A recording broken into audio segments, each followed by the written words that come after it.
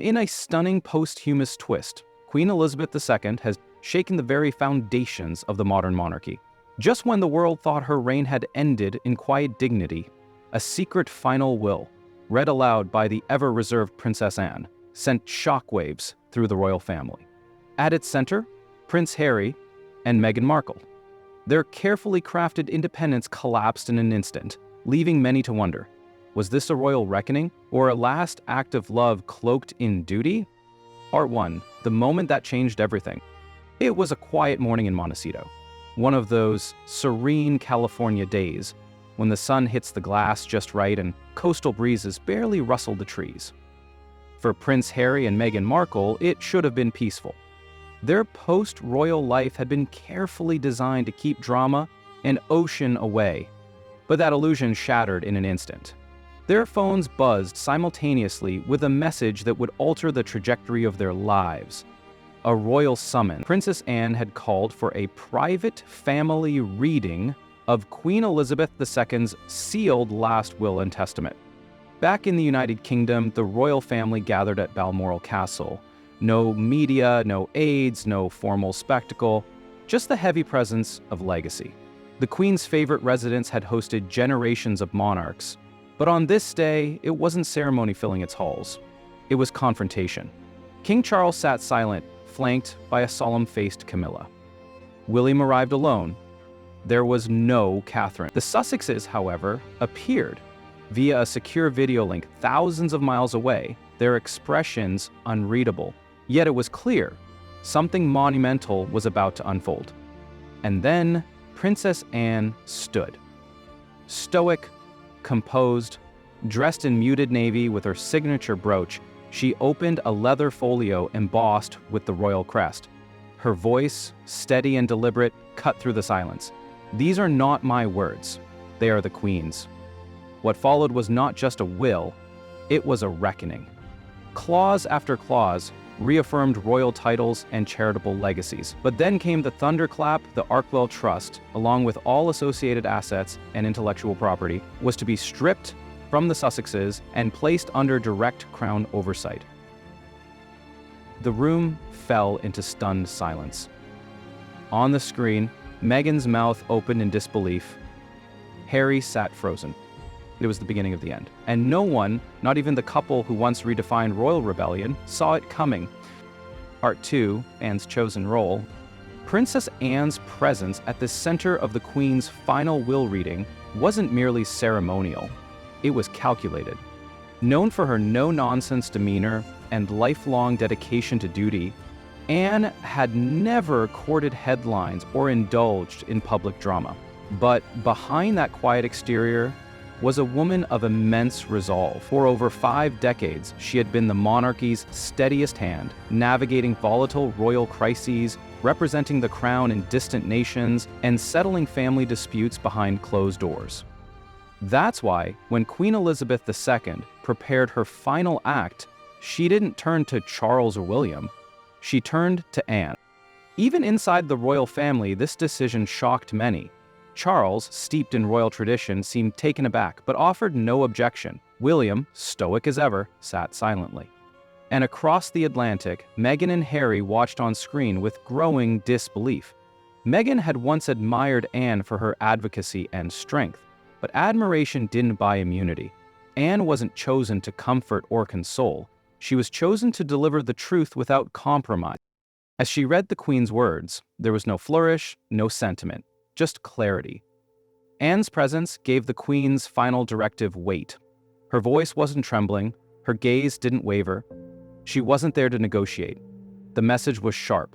The crown would no longer be used as a stepping stone to personal empires. The monarchy had given Harry and Meghan a platform, and in the Queen's eyes, they had weaponized it. The Queen's decision to appoint Anne revealed something deeper. It was not about birth order or titles. It was about trust. Anne had spent a lifetime upholding the dignity of the monarchy without asking for recognition. And now, she had been entrusted with its most delicate mission, to cut off the crown's prodigal children and restore order, not with rage, but with resolve. The woman often underestimated was now its sharpest blade. Part 3. the Arkwell collapse. Within hours of the Queen's will being read, the consequences hit like a tidal wave. The Arkwell Trust, once the Sussexes' proud symbol of independence, was dismantled in real time. Their website went dark, donations were frozen, staff were quietly dismissed, scheduled appearances disappeared from calendars. In Montecito, aides were seen leaving the property. Meghan canceled a podcast. Harry, retreating from public view, refused calls from longtime advisors. Something seismic had occurred, and they were scrambling to process it. Archewell had always been more than a charity. It was a hybrid of activism, media, and brand identity, a slickly packaged extension of their post-royal reinvention. Through Archewell Audio, Meghan had launched a high-profitable podcast series. Through Archewell Productions, they'd signed multi-million-dollar content deals with Netflix and other platforms. On the surface, these ventures claimed to inspire change, but to critics, and apparently to the Queen, they appeared as commercial vehicles, cloaked in moral language. The Netflix documentary and Harry's memoir, Spare, drew global attention, but with that attention came scrutiny. Insiders said the Queen watched in silence, absorbing every development. She didn't lash out publicly, she didn't issue statements, but she was watching. And with every media appearance, every lucrative deal, her disappointment deepened. When she finally acted, she did so not as a grieving grandmother, but as a monarch protecting the institution. The freezing of Archewell wasn't a symbolic gesture. It was total. Donations, intellectual property, and future disbursements were placed under royal oversight. Major partners pulled out, sponsors hesitated, financial access was gone overnight. It was a gutting not just of income, but of legitimacy. Archewell had stood as proof that the Sussexes could thrive outside the monarchy. Now, it stood as proof that no royal can truly leave the crown behind without consequences. Part 4. The Queen's Rationale. Elizabeth II was never impulsive. For over 70 years, she had reigned with restraint, choosing silence over scandal and diplomacy over division. But in her final months, she took a series of deliberate steps that would posthumously redefine her legacy and the future of the monarchy.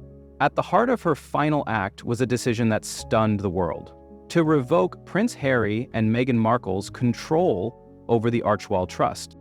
This wasn't a reaction to one event, it was a culmination.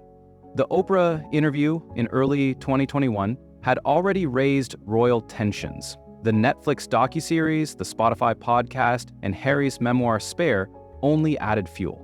Public opinion remained split, but the Queen's private concern grew. Behind the scenes, she began compiling her thoughts, meeting with legal advisors, and quietly drafting an addendum to her public will, a sealed testament that would only be opened after her death. In it, she explained her rationale with crystal clarity. "The crown cannot survive as an ornament," she wrote. "It must live by the weight of duty and the truth of humility."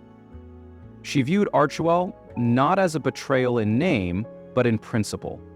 It had strayed from its original mission of service and evolved into a commercial engine driven by fame, not philanthropy. The Queen's will did not accuse, it did not condemn, but it did correct. She acted to protect the institution, to draw a line between royal influence and private enterprise. And she trusted Princess Anne to deliver the message without flinching. This wasn't just about money, it was about boundaries. The Queen believed Harry and Meghan had crossed them. And so, with her last breath immortalized in ink, she pulled the levers of monarchy one final time. She chose order over emotion, principle over family ties, and reshaped the House of Windsor forever. Part 5. The Legal Strike. When Princess Anne finished reading Clause 16, the Queen's quiet yet explosive directive, it wasn't just a symbolic blow. It was the activation of a meticulously prepared legal strike. Within minutes of the reading at Balmoral, sealed royal notices were dispatched to financial institutions, digital platforms, and asset managers affiliated with Archewell. These weren't polite letters. They were binding directives backed by sovereign authority authorized by the Queen before her death, and ratified by the Royal Estate Governance Committee, legal teams at Clarence House moved swiftly under the codename Operation Restoration. The objective?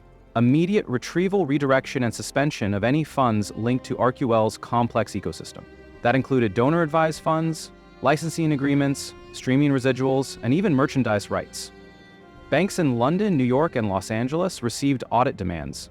Payment processors were told to freeze all disbursements.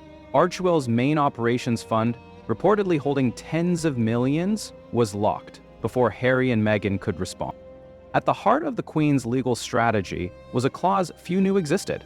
Back in early 2020, when Harry and Meghan negotiated their exit, they submitted a financial proposal that included limited use of royal-linked resources. The palace approved it, but embedded within the agreement was a 10-year oversight clause. That clause stated that any entity using royal-linked seed funding or institutional connections would remain subject to Crown review. It was overlooked or ignored by the Sussex legal team as ArcUL expanded into a sprawling commercial brand.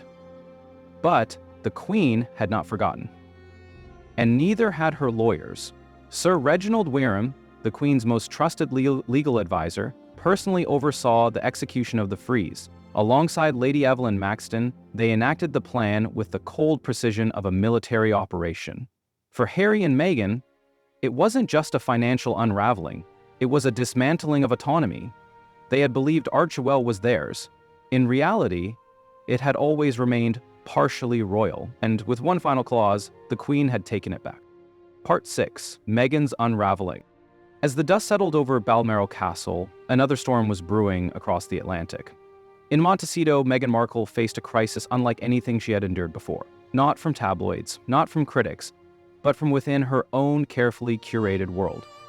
The Queen's will had not only frozen ArcUL's assets, it had shaken the very foundation of Meghan's identity as a post-royal humanitarian powerhouse. And for someone who had built her brand on purpose, prestige, and poise, the unraveling was swift and merciless.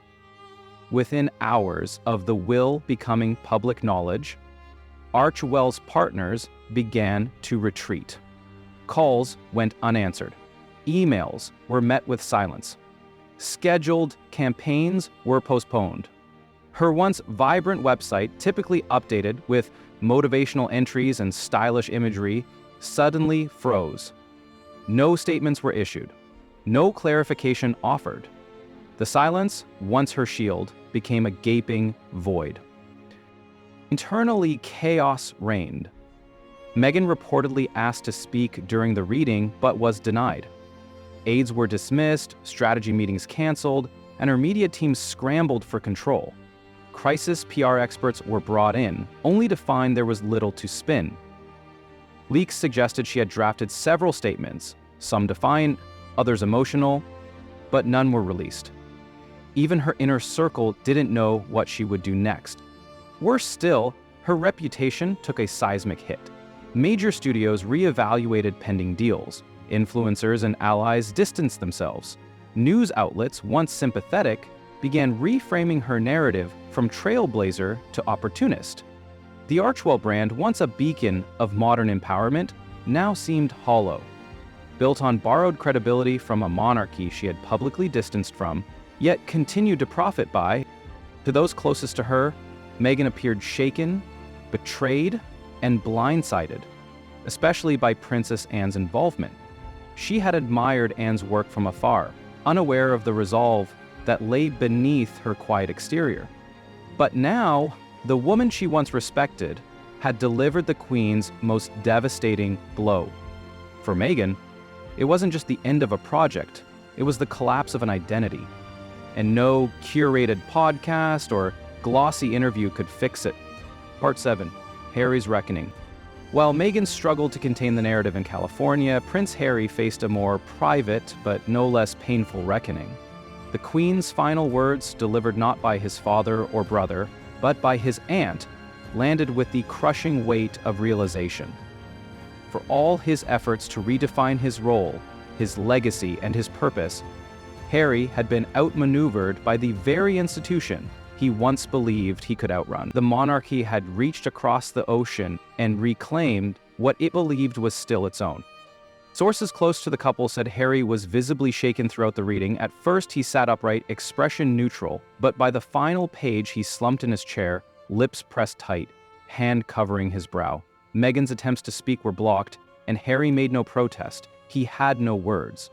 The silence said it all. He was witnessing the monarchy's last judgment, and it was final. The Queen's decision wasn't just financial. It was personal. She had included a handwritten letter addressed to Harry, read aloud by Princess Anne. In it, she expressed love, sorrow, and clarity. I know your heart. I know your pain. But I do not know your path anymore. That single line silenced the room. Even Meghan, watching from Montecito, appeared visibly shaken. For Harry, this letter wasn't a scolding, it was a goodbye. He had hoped, perhaps naively, that the Queen would always support him unconditionally.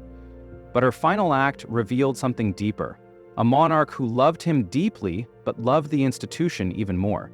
And in choosing the institution, she chose its survival over sentiment. Back in Montecito, Harry retreated from view. Calls went unanswered.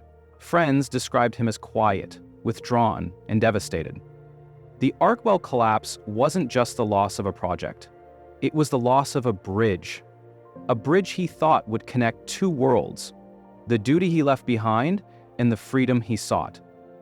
But now, the bridge was gone, and Harry stood alone, caught between legacy and exile. Part 8. The Queen's final philosophy. Queen Elizabeth II had always ruled with restraint, but her final will revealed a monarch more deliberate, calculating, and prescient than anyone expected. In her own hand, she had laid out not just a legal directive, but a philosophical blueprint. Her will wasn't simply about redistributing wealth or punishing disloyalty. It was about restoring balance. It was the final safeguard of a woman who had spent over 70 years defending an institution that now stood on uncertain ground. One passage, read aloud by Princess Anne, became the defining mantra of the Queen's last legacy. The crown cannot survive as an ornament. It must live by the weight of duty and the truth of humility. To those in the room, it was clear whom she was addressing. This wasn't abstract theory. It was a rebuke. Her words painted a portrait of a monarchy transformed into media, royalty morphed into content, and she had seen enough. Throughout the document, the Queen praised loyalty and consistency, Charles for his patience, William for his steadiness, and Anne for her lifelong dedication to principle without performance. But when it came to Harry and Meghan, her tone changed. It was not harsh, but resolute. I have loved my grandson, as only a grandmother can, but I cannot overlook the consequences of his choices. Her disappointment was not rooted in their departure. It was in what they did afterward, the monetization of the royal image, the selective storytelling, the use of titles as brand equity. To her, Archewell wasn't a charity anymore. It was a brand disguised as benevolence. And for that, she moved to reclaim it. By trusting Anne to deliver her words, the Queen ensured her message would be received without spectacle or scandal. This was not a tabloid story. It was a constitutional correction. A move made not in anger, but in stewardship. For Queen Elizabeth II, legacy was never about public perception. It was about responsibility. And in her final act, she chose to protect that legacy above all else. Part 9. Public Sentiment Turns. The aftermath of the Queen's secret will send ripples far beyond the walls of Balmoral or the estate grounds of Montecito. It reshaped public sentiment with staggering speed. For years, Harry and Meghan had carefully curated a narrative of resilience, independence, and victimhood, portraying themselves as modern reformers of an outdated institution. But the Queen's final move reframed everything. Suddenly, their story wasn't one of brave rebellion. It was one of calculated brand, and the public took notice. Within days, Archewell's online presence diminished. No updates, no social media posts, no clarifications. In that silence, the press filled the vacuum. Headlines once glowing now turned cold. "Royal favor revoke," read the Daily Telegraph. "A reckoning of legacy," said the Times. Even more sympathetic outlets like The Guardian began asking whether the Queen had seen something the public had missed. Was Archewell ever truly about philanthropy? Or was it about optics? Corporate partners noticed too. Studios paused projects. Potential sponsors pulled out. Influencers scrubbed collaborations. A major American news outlet requested comment from Meghan's team and received only a short, sterile line. "No comment at this time." That quiet, once powerful in its dignity, now read as avoidance. Behind the scenes, crisis PR teams scrambled. There were plans to reposition Meghan's brand, to separate it from Archewell, to lean into women's leadership, to reframe her as a cultural icon outside the shadow of royalty. But nothing launched. The fallout moved faster than the response. Even supporters began to question, was the platform built on sincerity or sentimentality weaponized for profit? And through it all, Princess Anne remained silent. She didn't give interviews, she didn't explain, she didn't need to. Her message had already landed, with the full force of royal authority and maternal sorrow. The Queen had spoken from beyond the grave, and the world had heard her. Part 10. The New Reality. By the time the Queen's sealed will had been fully dissected, the world understood what had taken place. Not a scandal, not a media stunt, but a royal recalibration. Archewell's collapse was not just a financial event, it was a public deconstruction of post-royal power. Meghan and Harry, once hailed as the future of a modern monarchy, now faced a much colder truth. Without the crown's blessing, their empire was adrift, and the safety net they thought untouchable was gone. In the weeks following the reading, Archewell's operations continued to shrink. Staff were laid off or reassigned, partnerships dissolved, even their once flourishing digital presence dimmed. Meghan reportedly began consulting with branding experts to craft a pivot, perhaps toward US-centric social advocacy or a speaker series rebranding her journey. But the challenge remained. Without the royal legacy behind her, what weight did her message carry? Harry, meanwhile, appeared increasingly withdrawn. The Queen's final words had struck at the heart of his identity. For years, he believed he could forge a path between duty and freedom. Now, he found himself firmly outside both. His grandmother, the monarch he revered most, had not scolded him in life, but had left behind an irrefutable judgment in death. And yet, amid the fallout, one figure remained unshaken: Princess Anne. Just days after the will's reading, she was spotted at a modest charity event quietly supporting a horse rescue program. Her expression unchanged, her posture resolute. She offered no statement, no reaction, but her role was clear: the enforcer of the Queen's final vision.